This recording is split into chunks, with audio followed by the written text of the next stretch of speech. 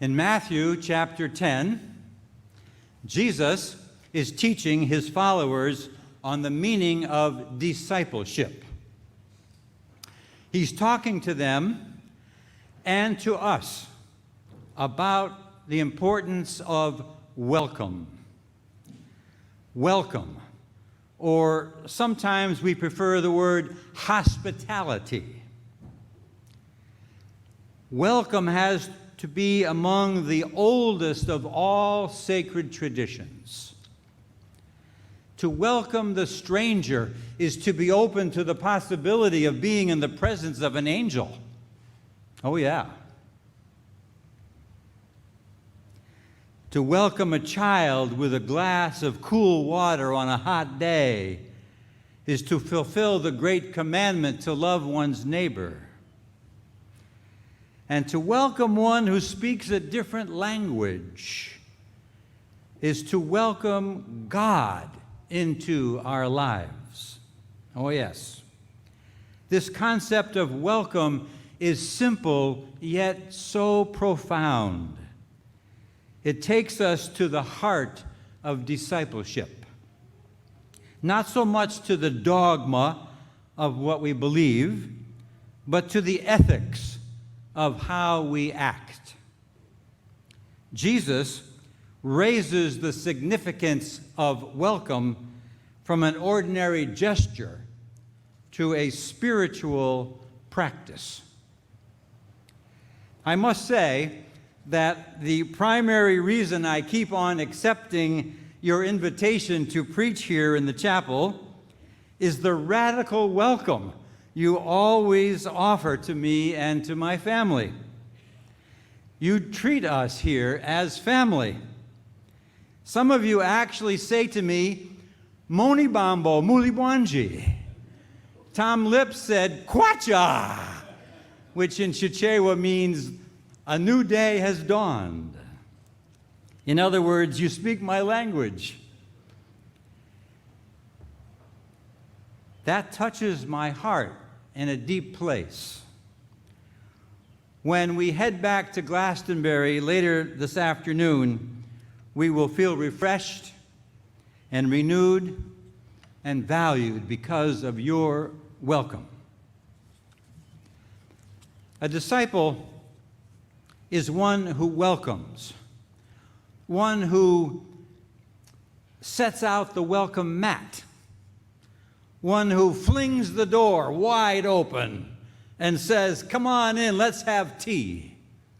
Let's get to know each other. Let's build a relationship. Let's build a church. Let's be in the presence of God together. Lots of people tell me they encounter God out in the woods or out on the ocean or in their backyard garden. And that is awesome to me, and I rejoice in all those encounters. Our text for today hints at finding God in the context of radical welcome. There is just something mysteriously spiritual about the dynamics of welcome. It's not so much about the tea or the scone or the punch or the cookie. It's about the celebration of our shared humanity. The welcomer and the one welcomed are both made in the image of God. Both are made for loving and for being loved. It's in that celebration of our common humanity that God is revealed in an unmistakable way. There's a couple in our church in South Glastonbury who love to tell the story of their first day at the church. It was one of those Sundays when it was a packed house. I don't know why it was a packed house. Probably it was Easter. Well, it was a packed house, and this couple came in the front door, and they saw that every pew was full of people. Every pew was full of people. And then they saw what was something like a miracle to them. They saw up here in like the front row, two people going like this, waving like crazy. Come on, come on, come on. There's room in our pew. There's room down here in our pew. Whew. Well, that was the beginning, you see, of a lasting spiritual friendship. Those two couples hit it off and became deep friends. To this day, that couple who came for the first time are now the first ones to greet visitors at South Church. The miracle of welcome continues. I have a hunch. I have a hunch that Jesus lived at a time when welcome was a stingy commodity, a stingy commodity. I have a hunch that there was a suspicion of strangers, a hostility maybe to foreigners, a closed door approach to life. And thus, the community had shut itself off from the life-giving presence of God. Now, Jesus was constantly criticized for the company he kept. Oh, yeah. I mean, he welcomed lepers. Imagine that, lepers. He welcomed prostitutes. He welcomed even Samaritans. Whew! And probably he welcomed even those people, you know, the ones who hold up the cardboard sign that says, "Homeless, help me." He welcomed them too. It all has to do with having meaningful encounters with God. That's what discipleship is all about. Welcoming each other such that we encounter God. You know, I often return from Malawi, Central Africa, with stories to share. If you've been in church with me here before, you know I've got a Malawi story. Well, this time I have returned with a gift for the chapel. I have a gift for you.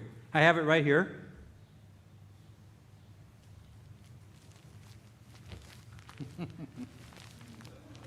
Get a little, can you see this? This is a Malawi doormat. It's a Malawi doormat. It's made up of about 500 strips of discarded fabric pieces. None of the strips taken alone is worth anything. But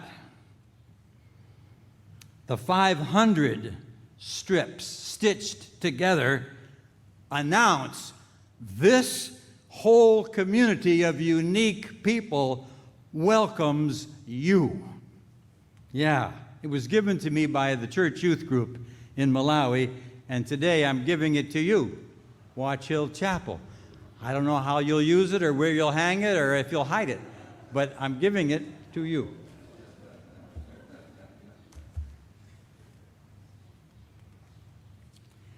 Malawi is known as the warm heart of Africa.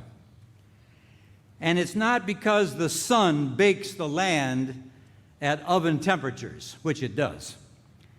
It's because the culture understands welcome as a spiritual practice. When we visited this past month, when we visited the village of Hamilton Chagwa, perhaps the poorest village in all of Africa, we tried every tactic known to humanity to release them from the spiritual practice of feeding the stranger. We didn't want to consume the meager amount of food which they had. So, drawing upon my highest diplomatic skills, I convinced Mr. and Mrs. Chagwa to feed us instead on the joy of music. Feed us on the joy of music. Whew, yeah. Well, what followed was a deeply spiritual encounter with drums and with singing and, yes, some dancing. By the time of our departure, there were no strangers. There were no strangers, just new friends, friends who embrace a common humanity. We were connected, which means we were blessed.